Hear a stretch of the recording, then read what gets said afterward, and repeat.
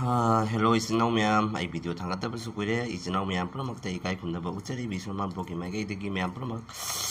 ngasi gi mathel siti asi se lafu me lani ko lafu kangsu hai tare ko adigi si chak lai jare ko asi ne SagolHawai Chamthong lai jare asi ge sina Usoi Ngaoba kup na soi daga ko adigi son na SagolHawai Chamthong taw borina nakupi gi bora hai bi Jenamgi Bora na khara pending lai jari si ga su khatang pending lai jari hauga ba ko ani ka thok khatra keno bora seni da ma'am ngasi do ma'am charga hawi hauti do jingmin rasi ko ma'am hello isinau ma'am BSharmaVlog ki mai ki ma'am promo pui kai khumna ba uchari ado ngasi gi mathel ma'am sidi asiga lafu kangsu lai re ko haibidi sum Eronba hai tare ko lafu Eronba adagadi usoi sumaina soira ngawbam lai re pakora lai jare haibidi bora Jenamgi Bora ni ko Manipur ni na kopi bora haina bani akhoi sigana jenam hai adagadi chamna aina thongna pure SagolHawai Chamthong sigalai re ko dodi ma'am hawrage ni ko chana ba tamang handa bi da phamma se katang nungai trebo ma'am ai phuri ka cha han bani wow taw ja bre jeng ga phuri se kadang lai rak pani ba ko phuri cha han bani hawna pak ta ba khang de tawi se ma'am SagolHawai Chamthong ni sing mana gap thara ga thong ni hawrage he ma'am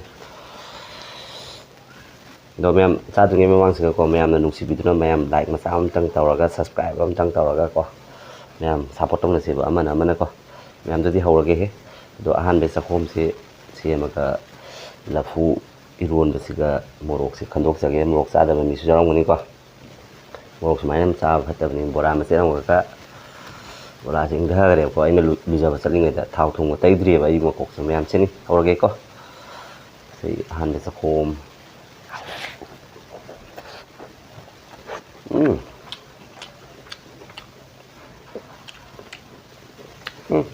Moza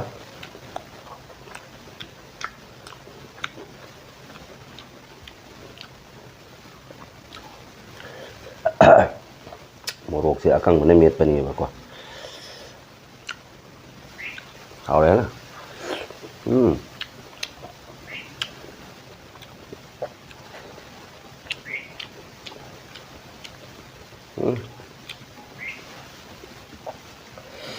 hawre ma'am phải nào đấy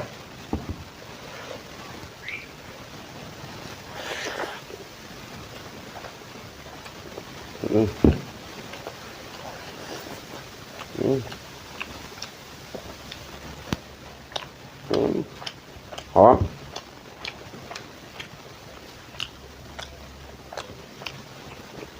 mẹ một cân đôi thì thằng người con mẹ phải giống cân cái nữa liba daga lapsan la dewa pate ba bangam da ba ni ba kwa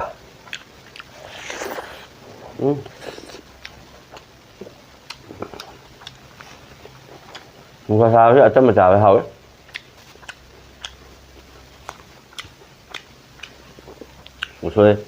Usoi Ngaoba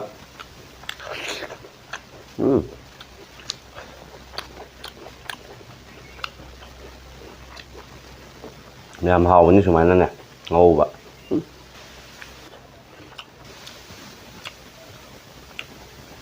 ai ngasai eu ta ngau ri mi ado cha sa wan tho khare ba sen na taw ga fa hao le mi ba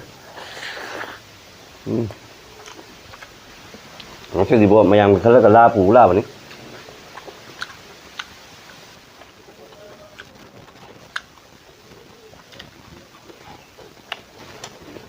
có chuyện gì đó các bạn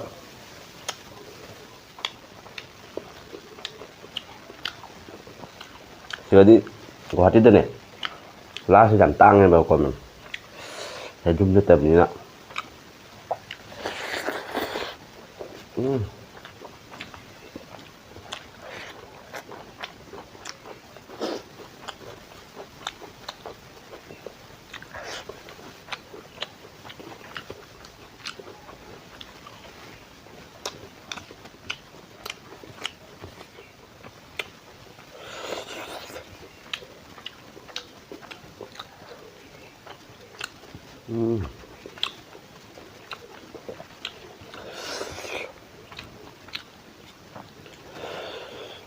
cái SagolHawai là cùi tí cùi để mà SagolHawai này mềm tôi nè hôm qua đã cầm hình mấy tầm đó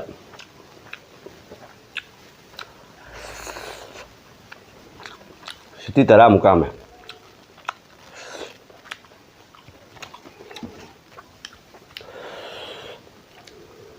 Gue mulai pak.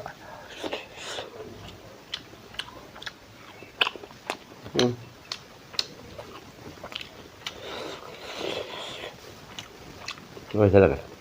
răng lấy bút đi lấy hậu đi mẹ má không có tất lại coi.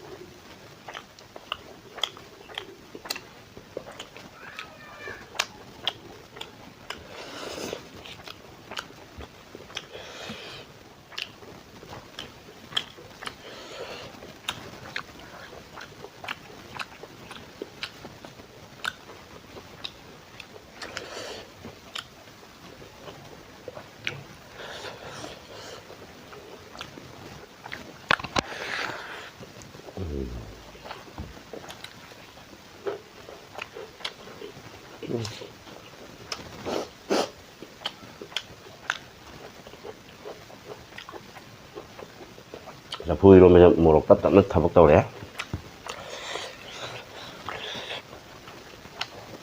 나와.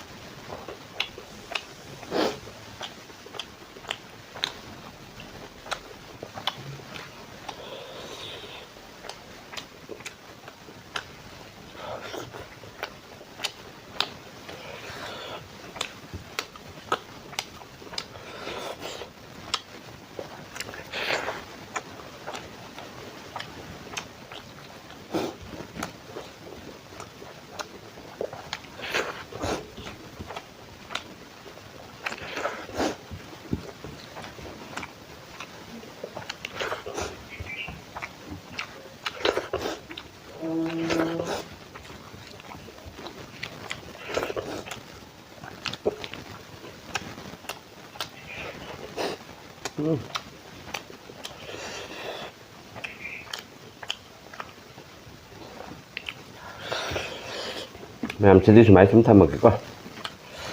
một cái sao cái đẹp vào coi một cái sao đó một làm sao hết chứ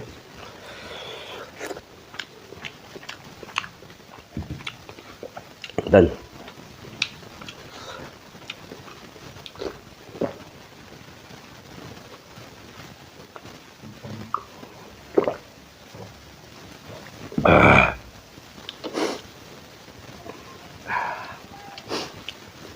Mexican hầu đó mẹ matang sih mẹ kayaknya sih kayaknya juga memang sih bisa brokin lagi itu ya muka anak kalau jadi mẹ do sinaw ano benar pangbira itu mẹ subscribe atau like atau share atau mẹ copy kan ko mẹ jadi bye bye matang video dah muka pang sih mẹ bye bye